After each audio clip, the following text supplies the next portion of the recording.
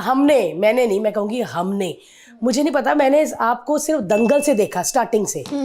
तो दंगल में देखा एक बच्ची सी लड़की जिसको पैशनेट है, आमिर खान साथ में किया। देन उसके बाद पटाखा में देखा, मैंने बोला पहले बाल काट दिए, फिर उस लड़की को गंदी सी बना दिया मिट्टी मिट्टी वाली। फिर आगे जब मैंने देखा आपको बधाई हो, उसमें भी थे ना बधाई हो, हाँ भाई उसमें क्या कड़क, मैंने कहा भाई कि कौन से साबुन से नहलाया, ये लड़की इतनी सुंदर थी। पर आपने जो करेक्टर किए ना, मतलब माइंड ब्लोइंग। क्या दंगल आपकी फर्स्ट फिल्म थी? हाँ जी, हाँ जी। क्या बात है यार। और फर्स्ट ऑडिशन भी था फिल्म का। तो आप जैसे आपने बताया कि आप कोरियोग्राफर थे पहले, लाइक आपने एक आध गाना कोरियोग्राफ किया है। एक ही गाना कोरियोग्राफ किया और उसकी वजह से मैं कोरियोग्राफर बनी। पर उससे पहले मैं कॉलेज में डांस करती थी, मतलब मेरा पैशन डांस ही था।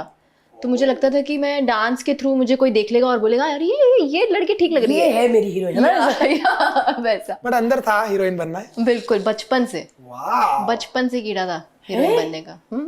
तभी तो करके छाई ना लड़की, क्योंकि पहली पिक्चर में वो भी इतना बड़ा चांस देने वाले वो लोग भी तो इतने स्मार्ट है, उनकी इतनी बड़ी पिक्चर है, वो कोई ऐसे किसी को थोड़ी ले लेंगे जिसको कम आता हो। बात तो बिल्कुल ठीक है। नहीं, बिकॉज मैं ये बहुत देखता हूँ कि एक होता है कि आपने कोई एक फिल्म में काम किया जो फिल्म हिट हो गई, वो एक अलग बात होती है। बट एक ऑलरेडी बड़ी जगह पर जहां पे सब पर इतना प्रेशर है, आमिर सर पे भी प्रेशर, डायरेक्टर पे भी प्रेशर, कि भाई आपको कास्ट तो बेस्ट ही करना होगा, और ऐसे में आपको जब कास्ट किया, और फिर जब हमने उसके बाद भी जब काम देखा तो पता लग गया कि क्यों कास्ट किया था। यार सच में मेरे को, मैंने ना पूछना, क्योंकि मैंने सिर्फ एक ही ऑडिशन दिया अपनी लाइफ में, वो है लाफ्टर चैलेंज, वही दिया बस, है ना। उसके बाद मैंने ऑडिशन नहीं दिया। और जब आप फिल्म के लिए ऑडिशन देते हो और वो भी आमिर खान की फिल्म के लिए, तो सच्ची बताना, मतलब किसने ऑडिशन लिया था? आमिर सर ने? नहीं, मुकेश छाबड़ा जी के ऑफिस से मुझे कॉल आया था और मैं दिल्ली से हूँ, तो वो दिल्ली वाला कॉन्फिडेंस लेके मैं वहाँ गई थी कि ये पहली मूवी का ऑडिशन देने जा रही हूँ, ऐसा हो ही नहीं सकता कि मैं इस मूवी में ना हूँ। तो इस ऑडिशन मैंने सारे अपने रूममेट्स को बोल दिया था कि भाई देखना, ये फिल्म ना मेरी होगी। ऑडिशन देके आई, 3 महीने तक कोई कॉल बैक नहीं। और मैं रोज वेट करती थी कि शायद अब आ जाएगा। अब वो क्या हो गया? फिर फाइनली मार्च आ गया, और March 1 I clearly remember, mummy का बर्थडे था। तो मैंने कहा चलो मम्मी को जाके ना दिल्ली चली जाती हूँ, कोई काम तो आ नहीं रहा, तो जाके मम्मा को सरप्राइज ही दे दूँ। लैंड करते ही मुझे मुकेश छाबड़ा जी के ऑफिस से फिर से कॉल आया कि आप शॉर्टलिस्ट हो गए हो और आमिर सर आपसे मिलना चाहेंगे, तो आप वापस आ जाओ। तो मुझे याद है मैं घर गई, मिली, और 2 की रात को मैं वापस गई। 3 हमारा फिर से ऑडिशन का, वो 3 महीने हमारे ऑडिशन चले थे जो शॉर्टलिस्टेड लड़कियां थी उनके साथ। हाँ, कुछ 50-60 तो शॉर्टलिस्टेड लड़कियां थी। हम सब मिले, फिर हमने, आप सबको मिले आमिर सर? हाँ सबको मिले।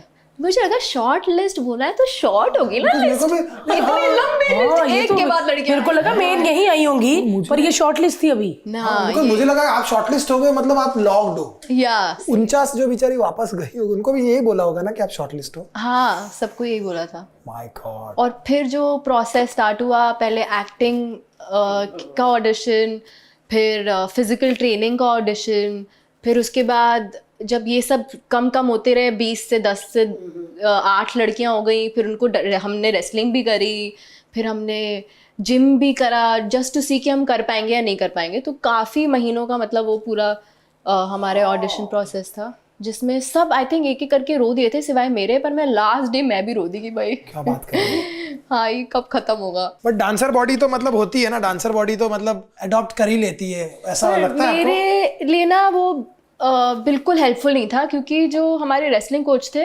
कृपा शंकर सर, वो मुझे हमेशा डांटते रहते थे कि तू बहुत ग्रेसफुल लग रही हो, तुम ये मत करो, क्या कर रही हो, डांस नहीं हो रहा है, ये रेसलिंग हो रही है, रेसलिंग हो रही है।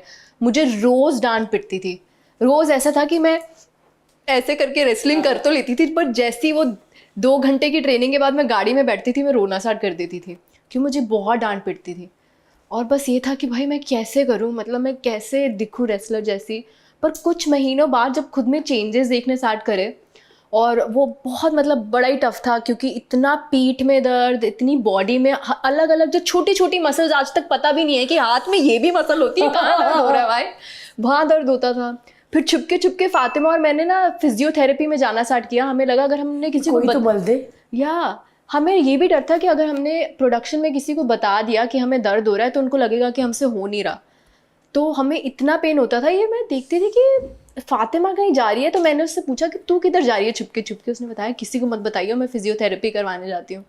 और फिर मैंने कहा मुझे भी ले जाओ, मुझे भी दर्द हो रही है बहुत ज़्यादा। हम रोज़ मतलब पेन किलर्स खाते थे क्योंकि बहुत दर्द होता था बॉडी में। बट देन फाइनली हमने फिर किसी को प्रोडक्शन में बताना पड़ा क्योंकि दे वर ऑल्सो नोटिसिंग कि कहीं जा रहे हैं बीच में निकल के। But they got us a physiotherapist to be with us at all times. यार असली में रेसलिंग सीखनी पड़ी? बिल्कुल, 1 साल तक रेसलिंग सीखी। 1 साल तक ये प्रोसेस होता रहा? हाँ जी। और आपको पक्का नहीं था कि मैं इस फिल्म का हिस्सा रहूंगी या नहीं 1 साल के बाद भी, है ना? मतलब 1 साल तक नहीं आपको नहीं नहीं, कुछ भी पक्का। एक बार ही जब न्यूज़पेपर में आ गया ना तब पक्का हो गया। पर वो न्यूज़पेपर में आने तक हम 3 महीने तक हम रेसलिंग कर रहे थे।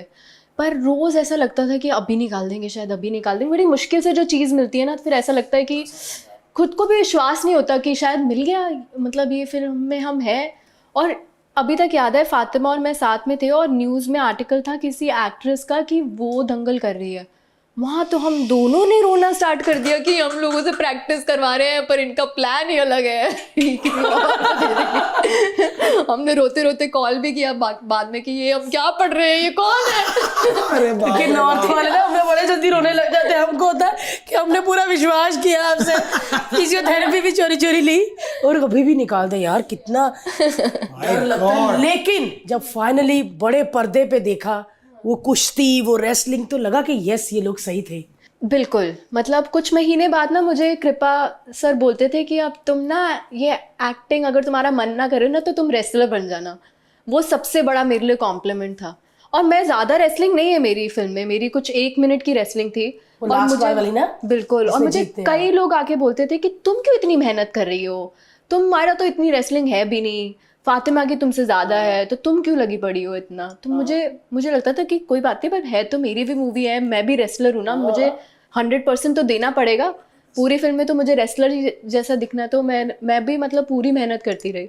और उसके बाद तो मुझे भी ऐसा लगता था कि यार रेसलर तो मैं बन सकती हूँ, बड़ा मज़ा आ रहा है। पजामा तो कभी कभी ऐसा यूज किया है वो मूव्स कभी? नहीं। भाई बहनों पे ही, दोस्तों पे ही ऐसा? क्योंकि देखो हम लोग भाई बहनों की लड़ाई में ना टेक्निक नहीं चलती, वहाँ जा पड़ जाते। वहाँ थोड़ी टेक्निक वाला उन्हें तो संभलने का मौका भी नहीं देते ना। तो बिल्कुल वहाँ टेक्निक नहीं हो सकती, वहाँ जो पड़ जाए वो ठीक है। जब हम बचपन में WWF देखते थे ना, तो उसमें कोई स्टंट होता था तो हम पहले अपनी बहन पे या भाई पे ऐसे ट्राई करते थे। हाँ, मैं भी करती मिले थी। तो वो जंप करने वाला कि यार एक बार तो Choke slam, कूदते देखो हाँ। यार, कि एक बार मैं उस पे ऐसा जंप करके कूदता हूँ, देखता हूँ क्या होता यार ये कैसे खतरनाक। है। बट वो अब मैं भी करती थी, है ना? हाँ, अपने कजिन्स के साथ ही करती थी। यार अपने भाई बहनों पे हम ऐसी गंदी गंदी चीजें एक्सपेरिमेंट कर सकते हैं क्योंकि वो कुछ नहीं कहते थे। हमारे पॉडकास्ट के क्लिप्स देखने के लिए इस चैनल को सब्सक्राइब करिए।